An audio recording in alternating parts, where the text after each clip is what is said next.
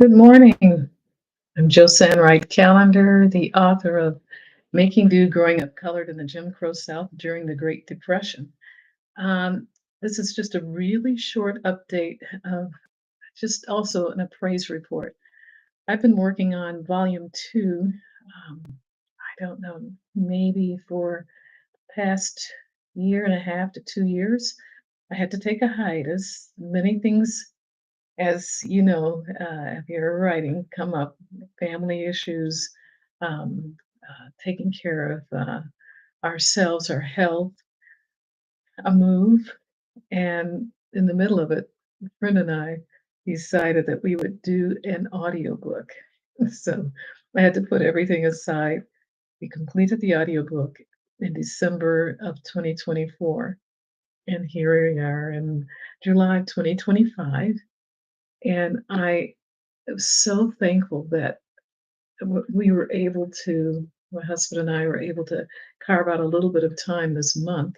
And I just put pedal to the metal. I just said, I'm going to do this with God's help. And I prayed about it.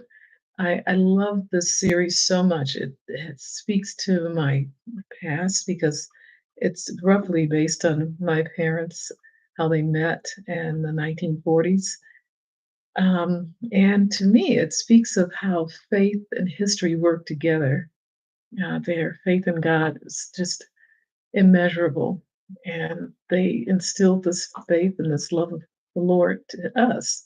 And so, as I was writing this, and creating the fictional characters, some of the character traits of my parents, and also showing that they were, these characters had real issues, real challenges. Besides the inner struggle, they lived in a time when the Jim Crow South was pretty active in keeping the um, the thought process of you're less than, you're a slave. You don't, you're not even human.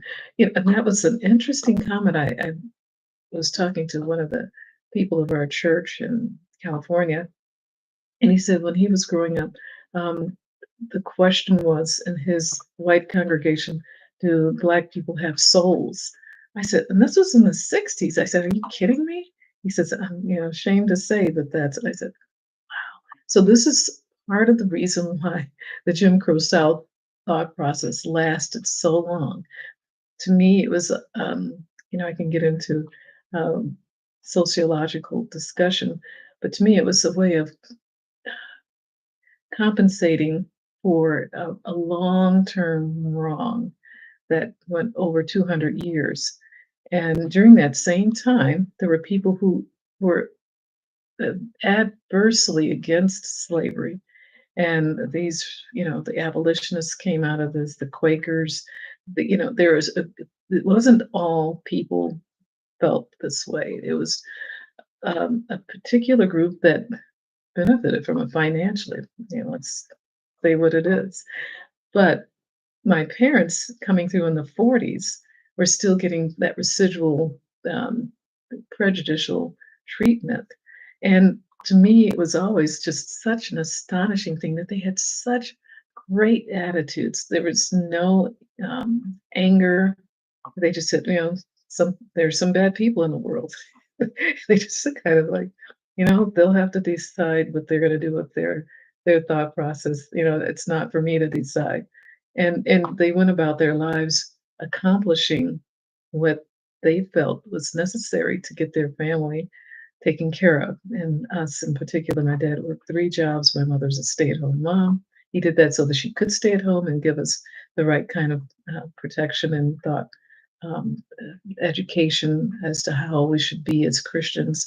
So, this is an homage to my parents, needless to say. And so, getting the, let's see, put it in so it's not shiny. So, needless to say, volumes two and three are really important for me to put together. And yesterday, I just finished putting together volume two is a Gailey, I guess it's what it's called. And it's about 350, um, 350 pages in word processing format.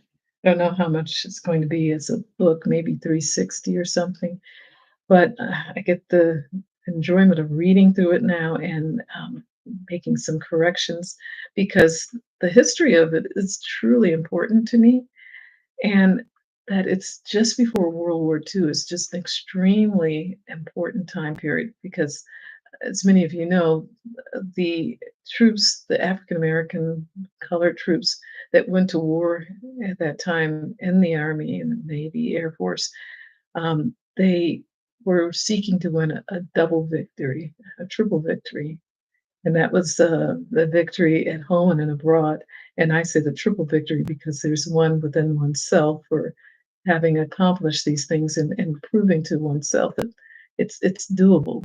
So there, with all of that negative energy about who you are and do you have the capacity to do this or that, these soldiers knew that they were going to fight to get world freedom as well as um, show that they had the right stuff. So it's just really an incredibly exciting period to cover, and I'm trying to do my best job. So I get to read over it, and I will keep you posted as to what happens next in my journey of getting volume two completed. Thank you so much. It's a little bit longer than I usually speak, but yeah, I'm just really excited. And thank you for sharing. Please subscribe, please share, and we'll talk very soon. God bless you. Bye bye.